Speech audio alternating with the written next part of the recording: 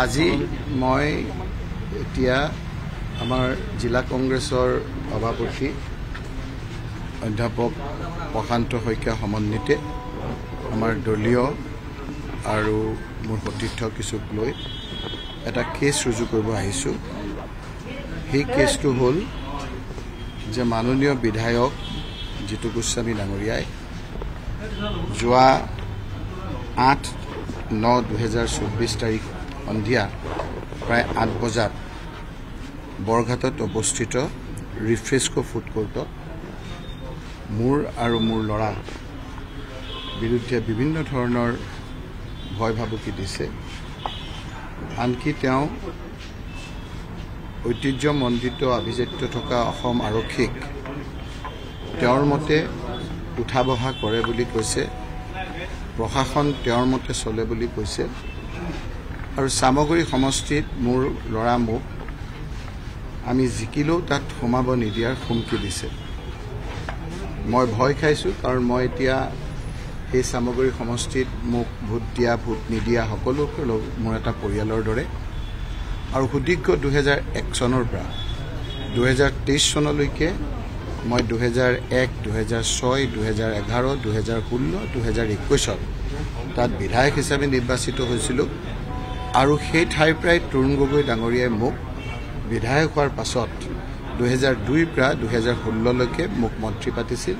মই ৰাজ্যিক আৰু কেবিনেট মন্ত্ৰী হিচাপে মই কাৰ্যনিৰ্বাহ কৰিছিলোঁ। তাৰ পিছতো সুতৰ বিপৰীতে গৈ মোক 2016, 2021 চামগুৰি সমষ্টিৰ ৰাইজে বিধায়ক কৰিছিল আৰু তাৰ পিছত আজি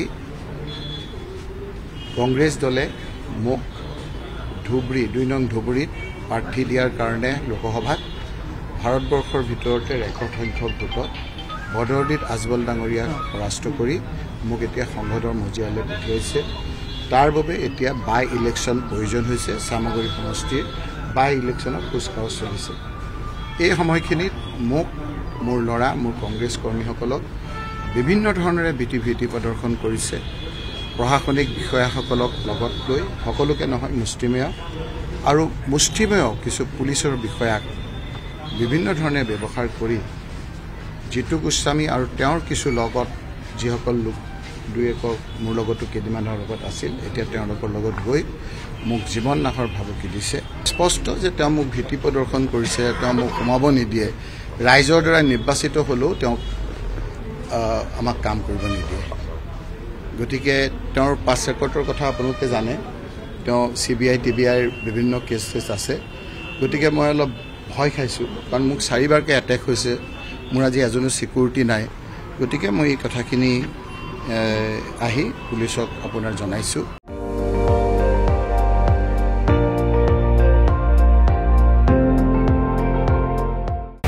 আপুনি চাই আছে ND24, সৰ্বশ্ৰেষ্ঠ নহয় সৰ্বোত্তমৰ দৌৰ।